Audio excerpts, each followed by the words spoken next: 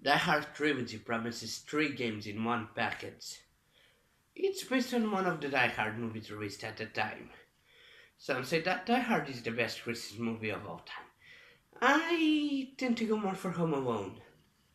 But the fact is that both movies had games that were, oh no, not very good, suffice it to say. But we're talking 32 beats now. This little grey box, or in my case, sort of rounded edged console, has plenty of power. We're talking 3D! With increasing power, so came an increasing gamers' expectations.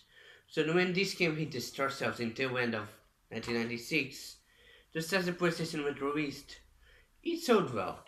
Brand awareness, due to the game movies, helped. But was it brand awareness, or was it the gameplay that boosted sales so much that it could get the greatest hits edition? This, it turns out, is a harder question to answer than is expected, as there were three movies, Die Hard, Die Harder, and Die Hard with a Vengeance, so the developers, Probe Entertainment, saw fit to create three different games in one disc. That raised some doubts in my mind, especially once I heard that each of the games was a different genre altogether.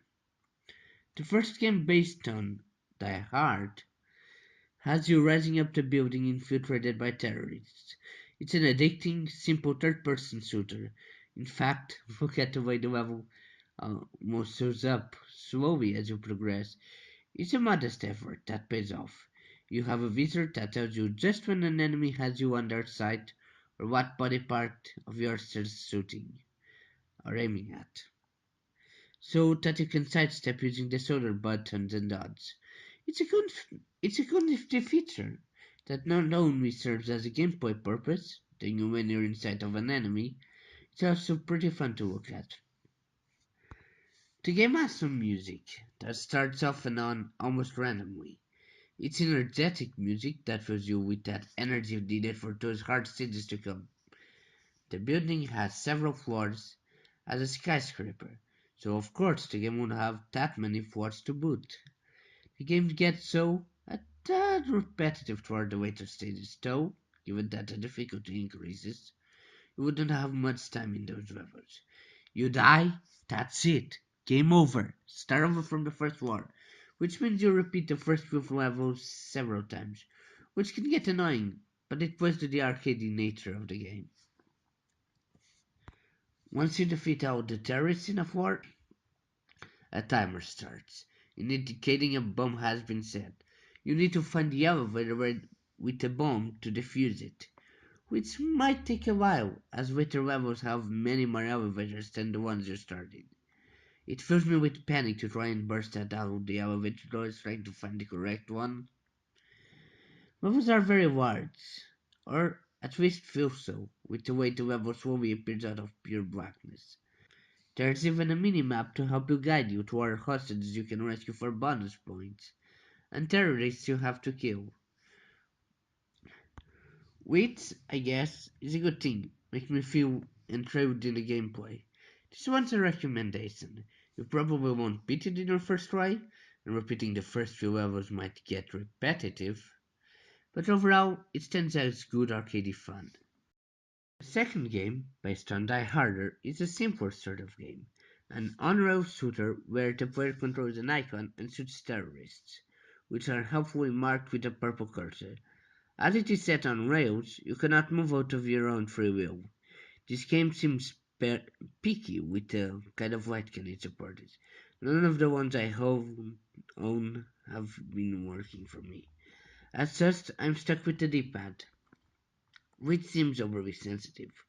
Even despite that, the game is fun, even if aiming is a little harder. It doesn't have the same sort of quality as Time Crisis, at least using the D-pad, but I feel like I'm not playing it the proper way without a light gun, so as such, even the fact that I found it fun either way tells me that, though I can speak fully for it, it's a recommendation.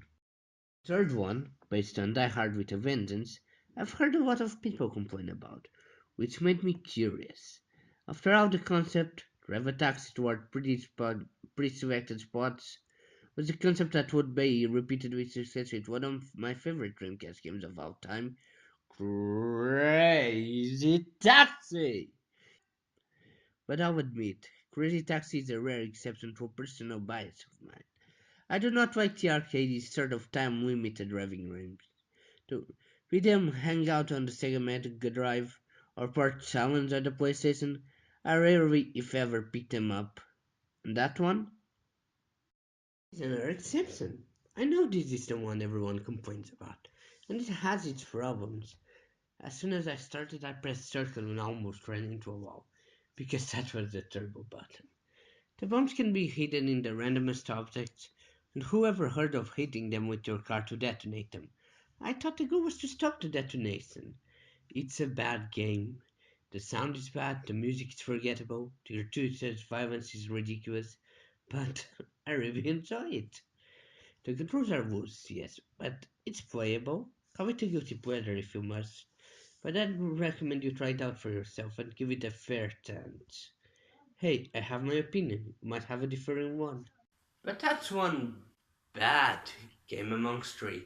When the packages went out, should you choose to turn it on, will explode on your PlayStation. Not literally, I don't mean to ruin your PlayStation. I'll admit, as an early PlayStation title, a licensed one at that, I feared for the worst, even despite the great reception this game had. But, truly like the holidays, this game had more to it than meets the eye.